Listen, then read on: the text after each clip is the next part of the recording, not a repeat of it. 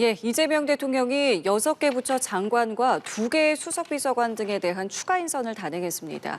이번 인선으로 이재명 정부 1기 진홍은 거의 완성됐다는 평가가 나오고 있습니다. 한편 김민석 총리 후보자 인준 처리 공방 계속되고 있는데요. 관련 내용 포함한 정치권 이슈들 박창환 장한대 특임교수, 김기흥 국민의힘 인천 연수울 당협위원장과 함께 짚어보겠습니다. 두 분 어서 오십시오. 네, 안녕하세요. 안녕하십니까? 예, 안녕하십니까. 말씀드린 대로 이재명 대통령이 6개 부처 장관 후보자 등에 대한 추가 인선을 했습니다. 인물 하나하나에 대한 이야기는 이제 조금 뒤로 넘어가겠고요. 일단은 이번 인선에 대해서 좀 짧게 총평을 좀 부탁드릴게요. 아무래도 이재명 대통령 입장에서는 본인들이 좀 일하기 편한 그런 인사를 좀 대거 인선을 한 것 같습니다.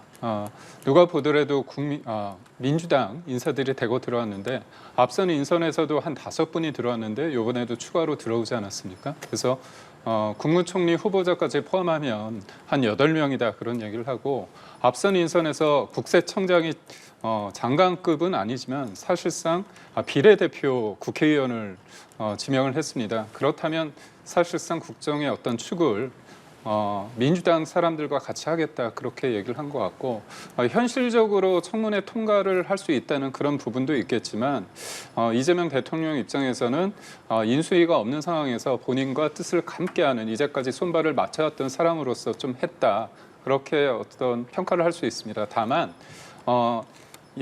민주당 또한 지나치게 이제 친명 위주로 갈 수 있고 대통령실도 친명 체제고 국무위원들도 친명 체제고 사실상 그러니까 여당도 그리고 대통령실도 모든 게 친명 체제 사실상 하나 아닙니까? 그래서 우리가 이제 무라일체라는 말이 있지만 무라일체가 아니라 친명일체다 이런 표현까지 나올 정도의 어떤 평가를 내리고 싶습니다. 그러니까 일단은 현직 의원들이 많이 등용된 부분에 대해서 이제 좀 문제 제기 또 우려를 하셨습니다. 어떻게 좀 봐야 될까요? 일단 일기 내각이 거의 끝나가는데 전반적으로 언론과 여론에 의해서 긍정적인 평가를 많이 받고 있다 이렇게 평가를 내리고 싶습니다. 특히나 이번 대선의 최대 시대의 어떤 화두였던 경제와 통합이라고 하는 그 정신에 부합한 인선이 아니었나 이런 평가를 내리고 싶은데요. 보수와 진보를 대표하는 그런 분들이 각각 입각을 했고요. 또 전 정권에서 임명된 국무위원 2분이 또 그대로 또 승계가 되는 유례없는 또 인사가 이루어지기도 했습니다. 그리고 경제 위기에 대응할 수 있는 경제인 출신들이 또 대거 입각하는 이런 모양새를 갖췄기 때문에 국정 공백을 빠르게 메우기 위한 현역 의원들의 대거 입각에도 불구하고 시대가 원하는 경제와 통합이라고 하는 그런 어떤 그 기준에 맞는 인선이 이루어진 것 같아서 이런 부분들이 언론과 여론에게 긍정적인 평가를 받고 있는 거 아닌가 이렇게 진단을 하고 싶습니다. 예, 알겠습니다. 그렇다면 이제 인선 상황 그 면면을 하나씩 좀 살펴볼 텐데요. 먼저 검찰 개혁의 이 새 축이라고 불리는 법무부 장관과 행안부 장관 또 민정수석에 보시는 것처럼 각각 이 대통령과 오랜 인연을 맺고 있는 민주당 우선의 중진 정성우 의원, 윤호중 의원, 또 검찰 출신인 봉욱 전 대검 차장검사가 지명이 되거나 임명이 됐습니다. 그 인선에 대해서는 좀 어떻게 보십니까? 그러니까 정성호 의원 같은 경우는 친명 좌장이라고 불리는 분입니다. 다만 이제 강성의 어떤 기질보다는 좀 온건하다 이런 평가도 있어서 제가 볼 때는 좀 합리적인 인선이다 이런 평가도 좀 내릴 수 있는 부분이 있습니다. 다만 정성호 의원께서 언론 인터뷰를 통해서 헌법 84조 관련해서 대통령은 임기 중에 형사소추되지 않는다 이 부분을 얘기했을 때 형사소추가 재판까지 포함된다. 다만 이 논란을 종지부를 찍기 위해서 입법을 해서 통과시켜야 된다 그런 얘기를 했습니다.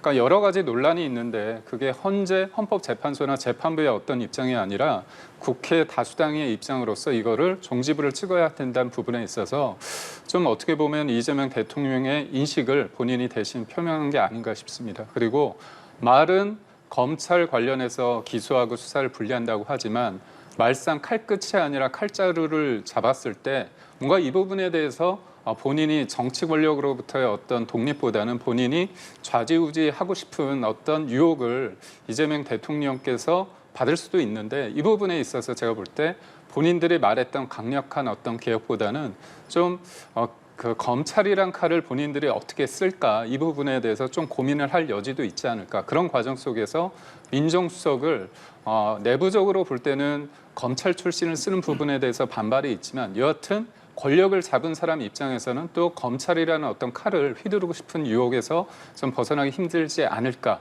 그리고 제가 한마디 더 붙이자면 행안부 장관을 5선에 윤호중 의원을 했습니다. 예. 정성호 의원과 마찬가지로 이재명 대통령 입장에서는 미들맨이다 이런 표현을 하는데 사실상 이번에 민주당에서 법안을 낸 거 보면 검찰을 두 개로 분리해서 사실상 행안부 쪽의 권력을 쏟아내는 거 아닙니까? 근데 행안부 쪽에서 경찰의 권력과 중수청이라고 해서 중대범죄수사청까지 관할을 하게 됩니다. 그리고 그 법안의 내용을 보면 국무총리 산하에 그 국가수사위원회를 두게끔 해서 여러 수사기관을 견제하고 통제하고 감찰까지 하게 됩니다. 결국 개혁이라는 것들은 국가 권력으로부터 정치 권력으로부터의 어떤 독립을 하게끔 하는 게 본질적인 건데 결국은 행안부 장관이 여러 가지의 어떤 권력을 독점하게 됐고 기존의 검찰 권력 또한 또 법무부가 하게 됐고 또 이런 무소불위의 권력을 대통령을 정점으로 해서 국무총리가 국가수사위원회를 컨트롤할 수 있는 상황이 됐기 때문에 무소불위의 어떤 권력을 대통령이 갖게 되는 거 아닌가 그런 우려를 표하고 싶습니다. 예.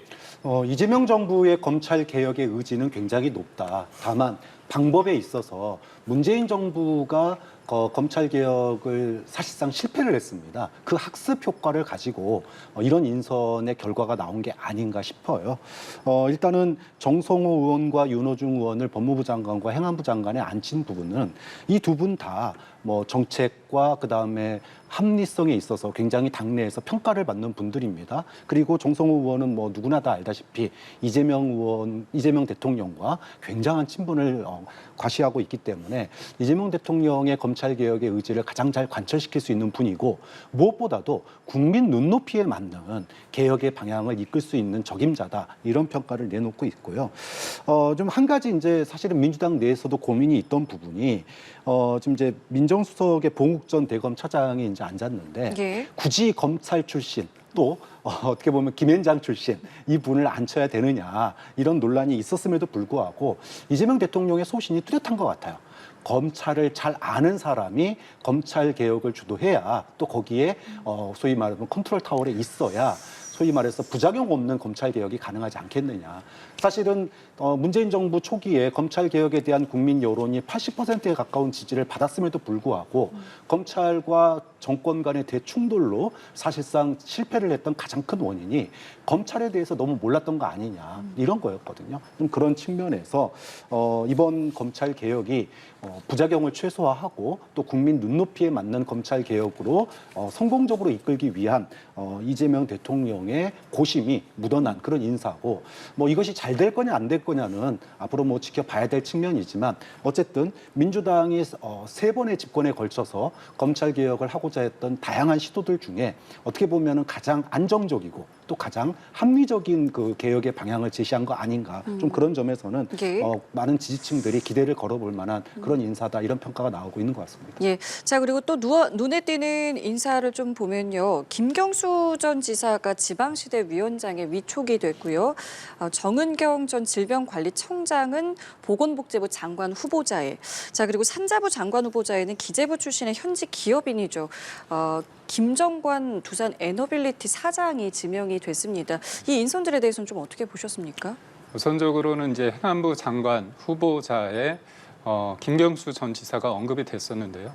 이재명 대통령 입장으로서는 김경수 전 지사에 대해서 여전히 조금 본인이 믿기에는 좀 힘든 인사다 그렇게 평가를 한 것 같습니다. 왜냐하면 제가 앞서 말씀드린 것처럼 그 행안부 장관이 가지는 그 권한이 경찰, 공수처 그리고 또 중대범죄수사처까지 수사기관을 굉장히 컨트롤할 수 있는 어떤 강한 역할을 할 수 있습니다. 그렇기 때문에 기존의 행안부 장관과는 성격이 다릅니다. 그렇다면 만약에 이번 인사 때 김경수 전 지사를 배려하지 않으면 아무리 다른 사람을 얘기한다고 하더라도 뭐 탕평이다. 그런 인사 통합이다. 뭐 그런 얘기가 들어가기 힘듭니다. 그렇기 때문에 사실상 그런 지금 자리를 줬는데 그 자리가 상임인 아닙니다. 비상임인이고요. 비상임 같은 경우는 예산이나 조직에 있어서 분명한 한계를 가졌습니다. 그래서 상징적인 어떤 자리를 줌으로써 내가 김경수 전 지사를 배려했다. 그런 측면이 좀 있는 것 같습니다. 그리고 또 저는 정은교 후보자에 대해서 예. 코로나 관련해서 어떤 총사령탑으로서 굉장히 긍정적으로 평가를 했는데 언론에서 일부 이분이 남편의 어떤 주식 투자 여러 가지 문제 때문에 하마평에서 제외됐다고 기사를 봤습니다. 근데 이번에 다시 후보자가 됐죠. 그렇다면 인사 배제 원칙에 대해서 지금 민주당이나 아니면 이재명 대통령께서 말씀을 하시지 않는데 국민 추천이라는 이름으로 여러 가지 문제가 있는 사람들을 우회적으로 뭔가 본인이 임명하고 싶은 거 아닌가, 그런 거에 대해서 제가 볼 때는 좀 적절하지 않다. 그래서 인사청문 과정에서 국민들이 좀 판단을 하실 거라고 보고요. 마지막에 이제 김정관 장관 후보자 두산 에너빌리티 관련해서 대표를 하신 분인데, 우리가 생각할 때는 원전 쪽에서 일을 했기 때문에 이분이 원전 관련해서 지금의 이재명 정부가 뭔가 고려한 거 아닌가, 배려한 거 아닌가, 그런 생각을 하실 텐데 그게 아닙니다. 그러니까 지금 조직을 개편하고 있는데 기후 에너지부를 만들고자 합니다. 그런데 지금은 그 기후 에너지부의 어떤 중심은, 컨트롤 타워를 누가 하느냐? 환경부 장관이 합니다. 근데 환경부 장관 후보자가 탈원전 정책과 그리고 또 재생에너지 관련해서 입법을 많이 냈습니다. 그렇기 때문에 이분이 원전에 대한 얘기는 하겠지만 이재명 대통령께서 후보 시절에 얘기했던 것처럼 탈원전, 물론 탈원전은 아니지만 감원전이라고 했습니다. 기존에 있던 원전은 사용은 하되 추가적인 원전, 신설 원전을 하지 않겠다고 했기 때문에 본인이 얘기했던 AI 시대를 위해서는 이 전력이라는 게 굉장히 중요하고 원전은 불가피한 부분이 있습니다. 그래서 젠슨 황이 대만에 투자를 하겠다고 했지만 탈원전하는 어떤 대만에 대해서 굉장히 강력하게 비판을 했거든요. 그래서 이재명 대통령께서 AI 관련해서 강조를 하신다면 이 원전에 관련해서 좀 더 유연한 어떤 태도를 보이시면 좋겠다는 생각을 해봅니다. 예, 의견 들어보겠습니다. 네, 청와대 참모의 AI, 네이버 출신 AI 수석을 임명한 데 이어서 내각에 벌써 3번째 기업인이 들어갔습니다. 지금의 경제 위기, 민생 안정을 위해서 과감한 발탁을 했다, 이런 평가를 받습니다. 국내 굴지의 IT 기업, 또 국내 굴지의 에너지 관련 기업의 대표들, 또 관련 임원들을 내각에 입각했다라고 하는 것은 그만큼 국민들에게 경제 성장의 의지, 그리고 국정 안정에 대한 의지를 갖다가 밝힌 부분으로 높게 평가받을 만하다, 이런 평가를 내리고 싶고요. 김경수 전 지사의 지방시대 위원장 임명은 사실 이제 국민의힘에서 보면은 굉장히 쓴소리를 할 수도 있겠지만 부러운 부분이, 국민의힘은 여전히 지금 당권 투쟁과 계파 갈등에 아직도 내용에서 벗어나고 있지 못한 상황입니다. 그런데 대선 경선에서 경쟁을 했고, 또 계파의 그런 차이에도 불구하고 김경수 전 지사를 지방시대 직속 위원장으로 이렇게 앉힌 부분은 높게 평가할 수 만한 부분이라고 봐요. 특히나 내년 지방선거는 뭐니 해도 이재명 정부의 중간평가 성격을 띨 수밖에 없습니다. 그런데 계파를 넘어서 민주당이 똘똘 뭉쳐서 경제 위기와 국가 안정을 위해 노력해 하나 되는 모습을 갖다가 보여주는 그런 상징적인 장면이기 때문에 의미 있는 거다라고 보고요. 이제 가장 화제가 되는 건 역시 정경 장관 후보자일 것 같아요. 사실은 이제 거의 초반에 이미 장관으로 발표돼도 아무런 하자가 없는 분이다, 이런 평가를 받았는데 남편의 주식 투자 논란이 발목을 잡아서 뒤늦게 됐습니다. 오늘 오전에 뉴스를 통해서 출근길 인사를 했는데 정경 후보자에 대해서는 물론 도덕성 검증, 남편의 주식 문제에 대해서 분명히 해명을 해야 된다고 봅니다. 또 해명이 어려운 부분은 사과도 할 필요가 있다고 봅니다. 현재 여야 김민석 국무총리 후보자의 인준 처리 공방을 이어가고 있습니다. 관련한 발언 준비했습니다. 듣고 대담 이어가 보겠습니다. 총리 후보자 보고서 채택을 거부하고 국회 일정을 마비시키고 있는 행태는 내란을 비호하고 대선 결과를 불복하는 것과 다름 아닙니다.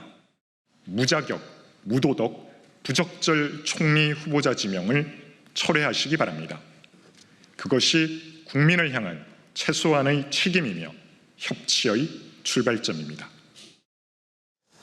네, 청문회는 끝났지만 어쨌든 여야의 입장차가 좀처럼 좁혀지지 않고 있는 상황입니다. 우원식 국회의장이 일단 민주당에서 오늘 본회의 개최 요구는 거절한 것이나 마찬가지고 일단 7월 3일 본회의에서는 총리 인준안이 반드시 표결돼야 한다. 일단 협치를 다시 한번 강조를 했는데 협의가 좀 될 거라고 보십니까? 어떻게 보면 그 만남의 과정이 좀 요식행위고 민주당 입장에서는 이제 타임테이블대로 가는 거죠.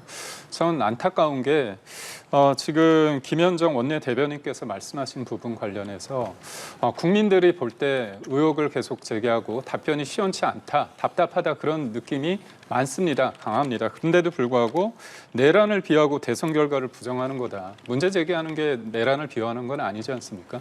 저는 무엇보다도 김민석 후보자의 어떤 태도적인 부분에 대해서 문제를 제기할 수밖에 없는 게 이분이 이제 이틀 동안의 청문회가 끝난 다음에 페이스북에 이런 말씀을 했습니다. 삶의 팍팍함 속에서도 공적 책임을 다해왔지만 국민 눈높이에 여전히 미흡하실 대목들에 송구하다. 그런 얘기를 했습니다. 근데 그 다음날 어떻게 했습니까? 국회 본회의장에서 셀카 사진 찍고 얼굴에 굉장히 만면 웃음이 넘쳐났습니다. 그게 어떻게 송구한 어떤 사람의 태도입니까? 제가 말씀드리고 싶은 건 뭐냐면 산무 청문회라고 했습니다.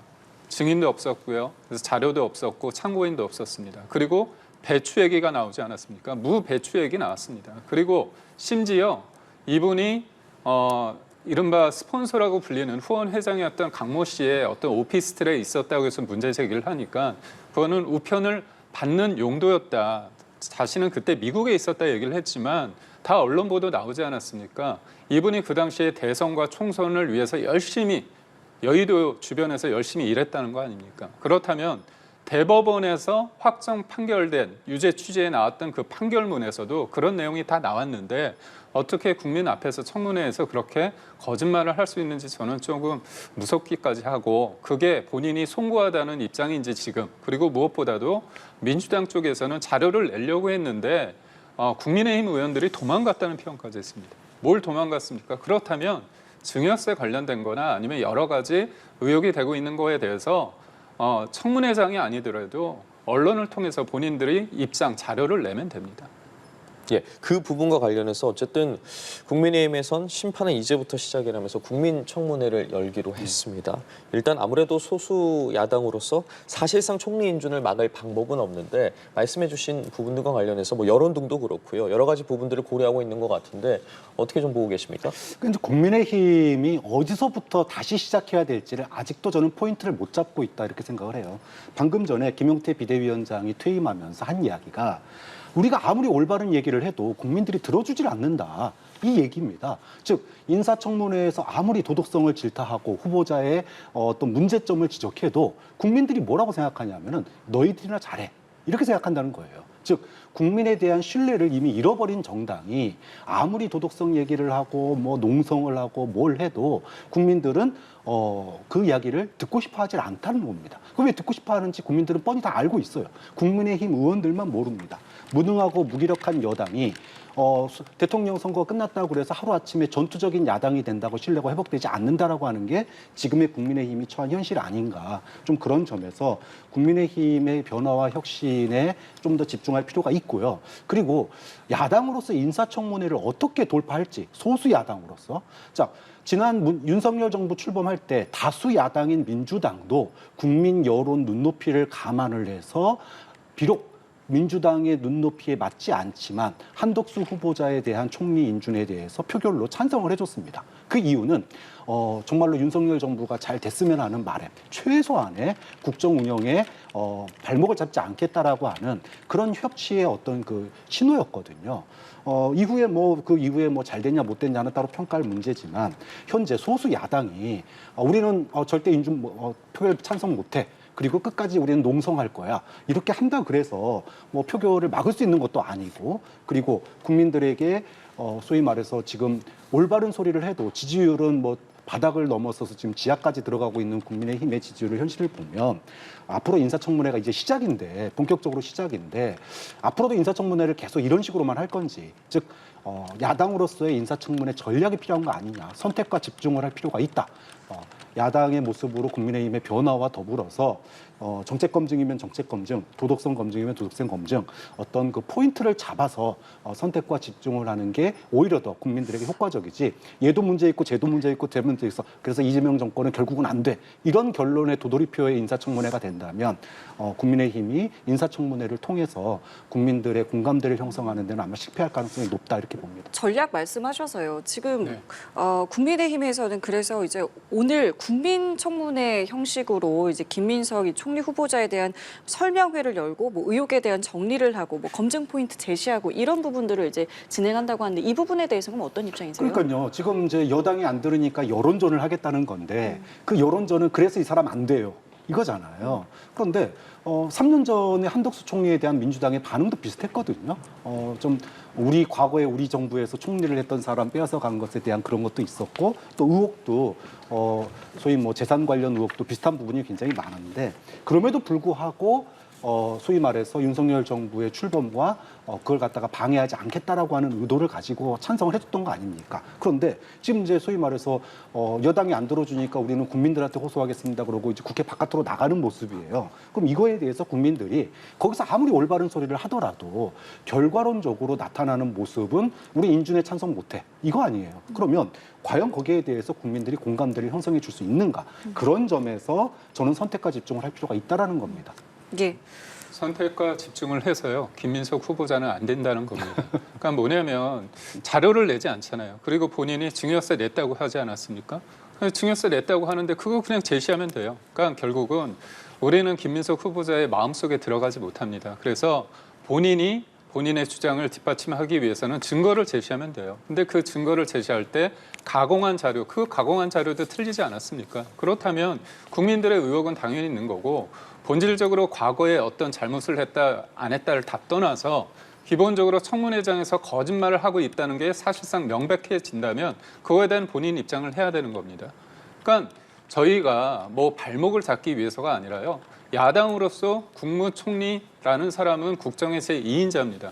그렇다면 이분이 불법 정치자금으로 2번의 유죄 판단을 받았어요. 그렇다면 또 그 사람으로부터 문제가 되는 핵심 당사자인 강모 씨로부터 또 동거래가 있었습니다. 근데 동거래를 해명하는 과정에 있어서 상식적으로 이게 함수나 방정식, 고차 방정식의 문제도 아니고 산수의 문제인데 갑자기 뒤늦게 나오는 게 장모님 찬스라는 거고 그다음에 갑자기 또 배추 얘기가 나온 겁니다.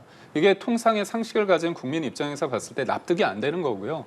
모든 것들이 그러니까 이분이 피해가는 방식이 뭐냐면 뭔가 객관적인 자료가 있음에도 불구하고 그거를 나는 지금 없다는 게 너무나 자연스럽다는 거죠. 그래서 다 떠나서 저는 증여세 냈다고 하지 않습니까? 장모님으로부터 2억 정도 받았는데 그거에 대해서 만약에 냈다고 했다면 그건 간단합니다.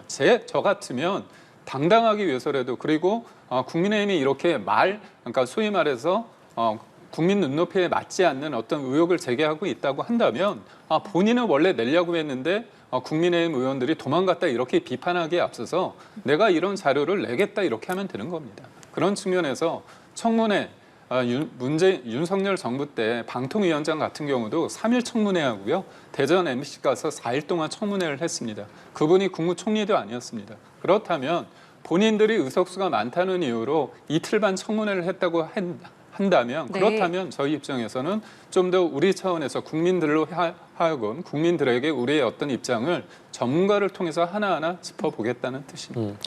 여야 그리고 추경에서도 지금 충돌이 계속해서 이어지고 있고 예상이 되는 상황인데 국회 예결위에서 이제 오늘 종합정책 질의를 시작으로 본격적인 추경안 심사에 들어가는데 앞서 국회 예결위 전체회의에서 한병도 예결특위위원장이 빠른 시일 내에 추경 처리될 수 있도록 국민의힘 의원들 복귀해야 된다라고 입장을 냈거든요. 그러니까 지금 민주당에서는 저희가 추경을 무조건 반대한다. 그게 아닙니다. 저희도 추경에 대해서 불가피한 걸 압니다. 다만 20조든 30조든 돈을 쓰는 데 있어서 효율적으로 진짜 어려운 분들한테 쓰자는 거 아닙니까? 근데 이번에 청문회에서 저도 진짜 놀란 게 김민석 후보자가 지금 국가 예산이 얼마인지도 모르고요. GDP 대비 국가 채무가 얼마인지도 국가 부채가 얼마인지도 모르고 있습니다. 지금 GDP 대비 48%에서 49% 사이입니다. 그렇다면 어느 정도 우리가 재정적 여력이 있고 그다음에 이게 없다고 한다면 미래 세대의 몫인 어떤 국채를 발행해서 그걸 지급을 해야 되는 거죠. 그렇다면 최소한의 어떤 금액을 통해서 효율적으로 하는 게 맞다는 게 저희의 논리입니다. 근데 국무총리 후보자라는 분이 어느 정도 비율 20%에 30%뿐이 우리가 부채를 지고 있다고 얘기했습니다. 그거는 20년 전의 상황입니다. 결국 지금 이재명 정부에 있는 분들이 얼만큼 우리나라 재정이 어느 정도 있고 국가 부채가 어느 정도 있는지에 대한 인식도 없는 상태에서 무조건 대통령이 바뀌었기 때문에 정치적 효능감, 대통령이 바뀌었으니까 내 주머니에 돈이 들어오겠구나, 그런 어떤 정치적 어떤 의도가 있는 거 아닌가, 그런 생각을 할 수밖에 없고요. 저마저도 돈을 다 국민들에게 주는 게 나쁘다고 하지만 막상 돈이 들어오면 저도 좋습니다. 이게 뭡니까? 한 번은 저항감으로 부담감이 있지만 우리가 문재인 정부 때 돈을 받아봤습니다. 앞으로 어려운 일들이 계속 있을 수 있습니다. 저출산 고령화 사회에서 결국은 돈을 쓸 수 있는 것들은 많아지는데 미래 세대가 부담해야 할 돈은 많아지는데 그런 부분에 대해서 왜 지금 5년 동안에 어떻게 보면 현상 유지적 관점에서 돈을 푸는 게 문제라는 게 저희의 입장입니다. 말씀해 주신 부분을 비롯해서요. 특히나 이번 2차 추경 규모가 1차 추경의 2배가 넘는데도 종합정책질을 하루만 진행하는 것은 이거는 졸속 심사다라고 주장하고 있거든요. 네. 어떻게 좀 들으셨습니까? 일단 뭐 두 가지를 얘기를 안 할 수가 없는데 하나는 이제 인사청문회 관련해서요. 제가 선택과 집중이 필요하다라고 했던 부분은 이런 거예요. 윤석열 정부 2년 3개월, 그러니까 탄핵 이전에 야당이 인사청문 결과 보고서에 동의하지 않은 그런 인사를 임명 강행한 게 43%입니다. 그러니까 10명 중에 4명 반을 갖다가 야당이 의혹 제기를 했는데 그냥 임명을 강행했어요. 그러면 그 당시에 야당이 임명 강행을 했을 때 후보자에게 무죄를 스스로 입증해야지 후보자가 될 수 있다라고 얘기한 사람이 단 한 명이라도 있었습니까? 그 당시에 모든 언론들이 인사청문회에서 야당이 의혹을 제기했는데 소위 말해서 큰 거 한 방은 없었다. 그러면서 다 임명 강행했어요. 그러면 그 부분에 대해서 과거의 윤석열 정부의 인사에 대해서 사과와 반성을 한 후에 비판을 하라. 두 번째, 추경이라고 하는 게 지난 1차 추경 때 물론 금액이 지금의 뭐 반도 안 됐지만 긴급한 추경이라고 그랬습니다. 지금 소위 말해서 수출 위기, 그다음에 소비 빙하기라고 그럽니다. 그런 상태에서 당시의 추경에 대해서 민주당은 이런 방식의 추경은 경제에 효율적이지 않다. 그리고 효과도 없을 거다라고 얘기를 했지만 당시의 대행 체제에서 이건 정말 긴급하게 필요합니다라고 그래서 결국은 들어줬어요. 그러니까 그럼 지금 현재 이 추경으로 경제가 좋아질 거다라고 얘기하는 사람이 별로 없습니다. 응급 추경이라고 얘기를 합니다. 이재명 정부 스스로가 얘기를 하고 있어요. 지금 긴급한 상황이기 때문에 긴급하게 처리하는 거지 이것의 효과가 대단할 거다 이렇게 보는 사람은 많지 않다. 좀 그런 점에서 소수 야당이 지난 1차 추경 때 민주당이 거대 야당이었음에도 불구하고 추경의 방식에 동의하지 않지만 그 집행에 효과가 없으리라고 하는 의심에도 불구하고 과거 총리 후보자 인준도 그렇고 그다음에 추경도 그렇고 동의를 해줬던 데에는 여당이, 여권이 그리고 정부가 국민의 민생을 잘 챙겨 나가리라고 하는 그 기본적인 것에 방해를 하지 않겠다라고 하는 그런 기본적인 협치의 정신이 있었기 때문이거든요. 좀 그런 점에서 국민의힘도 선택과 집중, 전향적인 자세로 추경이든 인사청문회든 임할 자세가 필요하다라고 봅니다. 알겠습니다. 조금 전에 내란 특검 관련한 속보가 들어왔고 지금 특검 관련해서 출석일을 둘러싸고 윤석열 전 대통령과 특검 측에서 굉장히 좀 여러 이야기들이 있었습니다. 일단 원래는 오늘 이제 출석을 특검 측에서 요구를 했는데 내일 오전 9시로 2차 출석일이 잡혔습니다. 윤 전 대통령이 내일은 그렇다면 좀 특검에 출석을 할 거라고 보십니까? 오전 9시에 예정된 시간에 어떻게 좀 상황 바라보고 계십니까? 저는 뭐 윤석열 대통령이 최악은 피할 거다라고 봅니다. 최악이라고 하는 건 결국은 영장이 다시 청구되는 거예요. 체포영장이나 구속영장이. 그렇게 되면 굉장히 불리한 상황으로 처해지게 됩니다. 지금 사실은 가뜩이나 지금 국무회의가 굉장히 불법적이고 위헌적이었다. 그래서 그 부분에 대해서 지금 추가적인 기소가 지금 예상이 되는 상황이거든요. 자, 그랬을 때 국무위원들은 지금 돌아다니고 있지 않습니까? 그럼 그들과의 소위 말해서 증거인멸이라든지 이런 것들을 우려하면서 향후에 구속영장 청구 얘기도 나오고 있는 상황이에요. 그런데 본인이 먼저 조사 특검의 소환에 불응을 하게 되면 바로 이게 이제 체포영장이나 구속영장으로 가는 소위 지름길이 열리게 되는 거거든요. 좀 그런 점에서 여론전은 굉장히 펼치되, 즉 절차적으로 불법적인 게 있다, 이런 여론전은 펼치되 체포영장이나 구속영장에 빌미는 주지 않는, 그래서 결국은 버티다 결국은 나가는 그런 모양새를 취할 것으로 보이고요. 사실은 뭐 지난 그 체포 집행과 관련된 그 수사의 지난번 특검 1차 조사 때도 박정환 총경에 대해서 문제 제기를 한 것은, 이것이 이제 꼭 그 경찰에 대한 나 경찰에게 조사 안 받아다라고 하는 특권 의식도 있지만, 결국은 특검이 어떤 부분을 가지고 윤석열 전 대통령을 올가맬지에 대한 소위 그 타진을 위해서 이렇게 계속 소위 말해서 신경전을 펼치고 있는 국면도 있는 거거든요. 좀 그런 점이 앞으로 신경전은 계속 되겠지만 소위 말해서 체포영장이나 구속영장 청구로까지 가는 뭐 출석 불응 사태, 거기까지는 안 갈 가능성이 좀 높다, 이렇게 봅니다. 예, 출석일이나 출석 방식 둘러싸고 계속해서 윤 전 대통령이 주장하고 있는 부분이 있는데, 그래도 최악의 상황은 피할 것이다라고 말씀해 주셨거든요. 저도 아무래도 이제 오늘까지 나오라고 했지만 대통령 측에서 그거에 대해서 3일로 하자, 그래서 아무래도 1일이라는 게 조금 제시를 다시 한 것 같습니다. 근데 저는 특검이 굉장히 속도전을 펼치고 있는데요. 좀 아쉬운 대목이 뭐냐면, 경찰이 3차례 소환에 불응했다고 해서 특검 차원에서 체포영장을 처음으로 청구를 했습니다.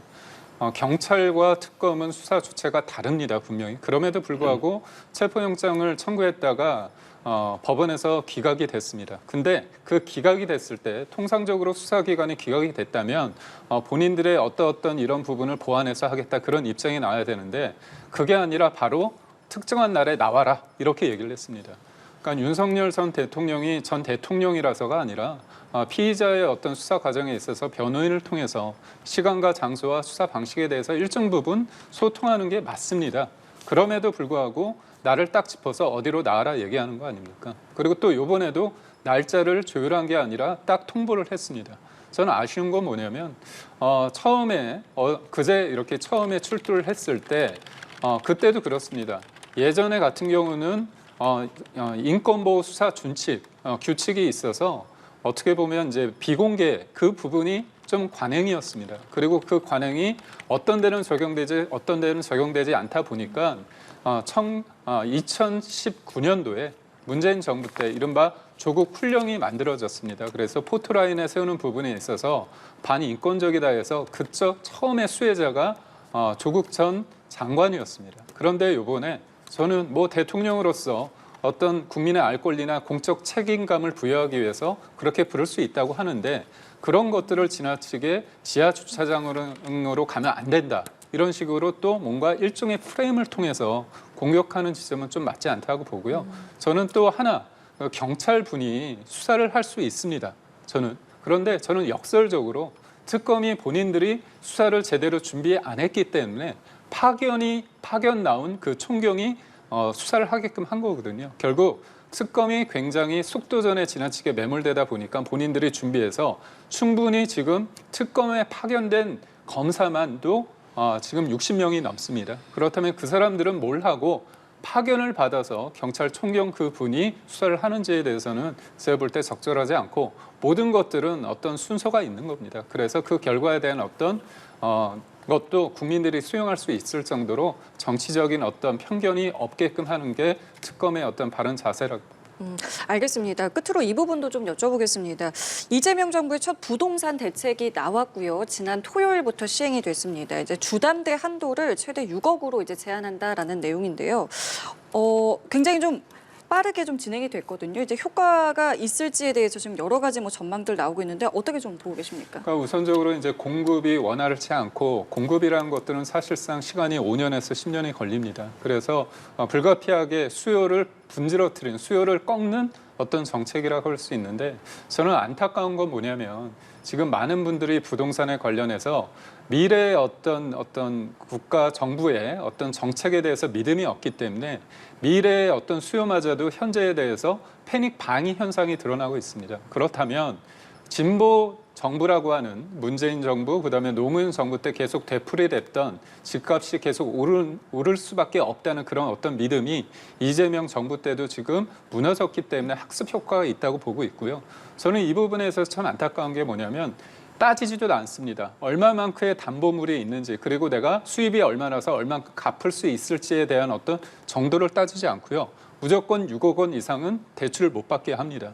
그렇다면 이제까지 청년들과 그다음에 또 젊은 세대 입장에서는 생애 최초나 신혼부부 그다음에 신생아 대출 어떤 한도가 있었습니다. 근데 그 한도가 많이 줄고요. 또 하나는 우리가 담보를 50년 거치로 늘렸을 때 원리금 상환에 대한 부담감이 줄었습니다. 그런데 이거를 50년이 아니라 30년이 된다는 거죠. 결국은 현금 부자인 사람들만 집을 살 수밖에 없어서 정작 실소유자한테는 굉장히 버거운 어떤 정책이 아닌가 싶습니다. 우려되는 부분들을 좀 지적해 주셨습니다. 네. 어떻게 들으셨어요? 올 초에 오세훈 시장이 강남의 토지거래 허가제에 대해서 변화를 주겠다라고 하는 게 결국은 이제 스노우볼이 돼서 지금의 이 부동산 불장까지 이제 오게 됐습니다. 결국은 그 사이에 뭐가 가장 많이 늘었냐? 갭 투자가 제일 많이 늘었습니다. 소위 말해서 이 전세를 끼고 작은 투자를 가지고 투기성 이제 자금이 몰려든 건데 단기적으로 지금 갭 투자가 어쨌든 이 6억 대출 제한으로 인해서 확 줄어났어요. 갭 투자가 사실상 거의 멈췄습니다. 그런 점에서는 이번 그 대출 규제가 단기적인 효과는 분명히 있었다. 다만 앞으로 계속 이렇게 규제 일변도로 나가면 그런 부동산 투기를 막을 수 있느냐. 그 부분에 대해서는 이재명 정부도 그렇다라고 얘기한 사람 아무도 없습니다. 이거를 장기적으로 이끌어서도 안 되고요. 왜냐하면 문재인 정부 때 경험을 했지 않습니까? 규제 일변도로 아무리 규제를 더해도 소위 말해서 수익이 나는 곳을 쫓아가는 그 돈의 움직임을 막기는 굉장히 벅찬 상황이었습니다. 그런 점 때문에 대통령실에서도 충분히 논의된 바로 제대로 된 뭐 부동산 대책은 아니었다. 이재명 대통령의 정책은 아니다. 이렇게 선을 그은 건데 저는 앞으로도 마찬가지라고 봅니다. 이재명 정부가 부동산 대책을 그때그때 땜빵식으로 내놔서는 안 된다. 그리고 규제 일변도로 강하게 가서도 안 된다고 봅니다. 오히려 이 규제 일변도로 나갔을 경우에 그게 시장에 거꾸로 지난번 문재인 정부 때의 그런 역효과를 떠올리게 만들기 때문에 저는 굉장히 조심스럽고 또 급격한 기조 변화가 없는 그런 정책을 차라리 유지하는 게 더 낫다. 그런 점에서 이번에 대출 규제가 굉장히 단기적이고 원포인트적인 갭 투자를 막기 위한 일회성으로 끝나야지 이것이 계속 확대될 경우에는 오히려 시장에 잘못된 신호를 줄 수 있다는 점에서 앞으로 좀 제대로 된 부동산 정책의 변화를 줄 때도 시장의 기대치를 넘어서는 급격한 변화는 조금 조심할 필요가 있다 이렇게 봅니다.